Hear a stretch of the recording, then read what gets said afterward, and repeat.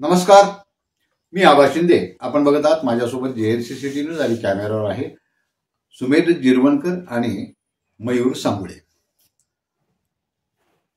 मराठा आरक्षण फटका क्रमांक 3.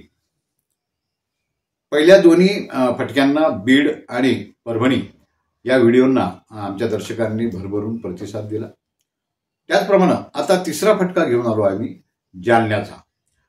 जालना लोकसभा मतदारसंघाचं वैशिष्ट्य असं आहे की या ठिकाणी या मतदारसंघामध्ये पुरुष मतदारांपेक्षा महिला मतदारांची संख्या जास्त आहे. आकड्यातच सांगायचं झालं तर जवळपास 8,86,000 हे पुरुष मतदार आहेत आणि 9,90,000 हे महिला मतदार या ठिकाणी आहेत. त्यामुळे महिला मतदारांचं वर्चस्व या मतदारसंघामध्ये आहे. या मतदारसंघाच्या समस्या तशा पुष्कळ आहेत.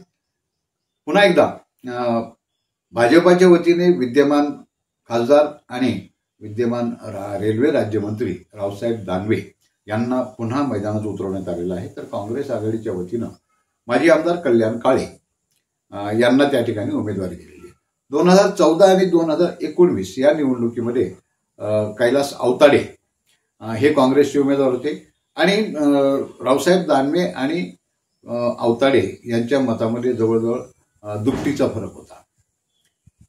त्याचप्रमाणे 2009च्या निवडणुकीकडे जर आपण बघितलं तर त्यावेळी कल्याण काळे हे काँग्रेसचे उमेदवार होते आणि रावसाहेब दानवे आणि त्यांच्यामध्येच ही लढत झालेली होती. त्यावेळी 9,000 मतांनी कल्याण काळे यांचा पराभव झालेला होता. 2014 आणि 2019च्या निवडणुकीचा जर आपण विचार केला तर 14 मध्ये मोदींची लाट होती आणि 19 मध्ये ती लाट आणखी तीव्र झालेली होती आणि म्हणून रावसाहेब दानवे यांचा विजय तेथे सहज झालेला होता. आता 2019 ते 2024 या कालावधीमध्ये पुलाखालून बरंच पाणी वाहून गेलेलं आहे.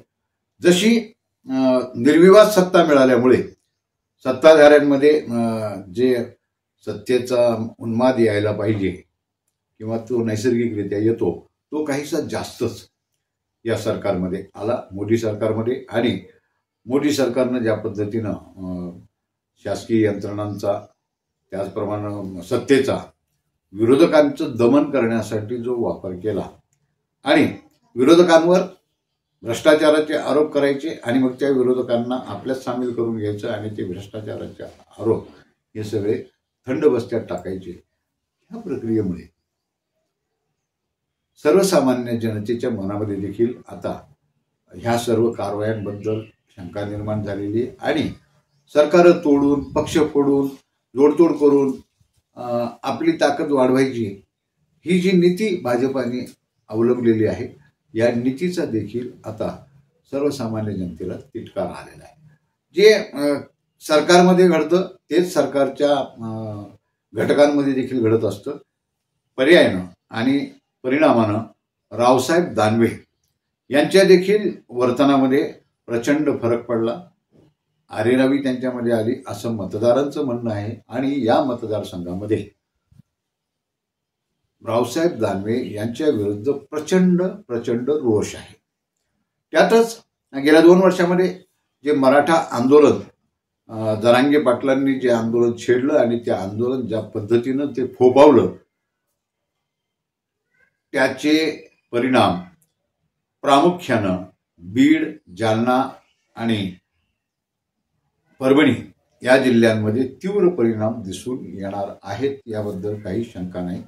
खरं म्हणजे मराठा आंदोलन विशेष करून जरांगे पाटलाच्या आंदोलनाकडे राजकीय विश्लेषक त्याचप्रमाणे माध्यमांचे विश्लेषक यांनी देखील अजून तेवढं डोळसपणे आणि अभ्यासूपणे बघितलेलं नाही. कारण जरांगेंच्या आंदोलनाला राजकीय रंग असल्याच्या वल्गना आता मीडिया करू लागलेला आहे आणि राजकीय विश्लेषक देखील करू लागलेले आहेत. मुळात जरांगेंचं आंदोलन आणि जरांगे पाटील हे ह्या लोकांना समजलेच नाहीत असं माझं ठाम मत आहे.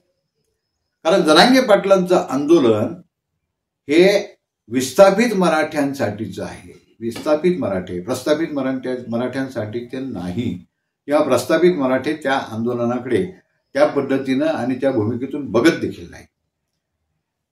विस्थापित मराठे हे समाजातल्या त्यांची टक्केवारी जर काढली तर त्यांची टक्केवारी 98% जाते. मग ह्या 98% विस्थापित मराठे जे की त्यांच्या पुढच्या पिढीच्या भविष्यासाठी चिंताग्रस्त आहेत, वर्तमान परिस्थितीमध्ये कसं सर्व्हाइव्ह करायचं याची त्यांना चिंता आहे, म्हणून तर शेतकऱ्यांच्या आत्महत्या होत आहेत. आणि यांचाच लढा घेऊन जरांगे पाटील समोर चाललेले आहेत. आणि मग त्यांच्या हक्काच्या आड जे जे आले त्यांच्या विरोधामध्ये भूमिका घ्यायची, अशी भूमिका जरांगे पाटलांनी जर मांडली तर त्यात वावगं काय, की त्या विस्थापित मराठ्यांच्या भावी पिढीच्या भविष्याच्या सुरक्षिततेच्या आड जर महाविकास आघाडी येत असेल आणि युती जर आली असेल, महायुती जर आली असेल, त्याच्या विरोधात जर जरांगे पाटलांनी भूमिका घेतली असेल तर त्यामध्ये काहीही गैर नाही.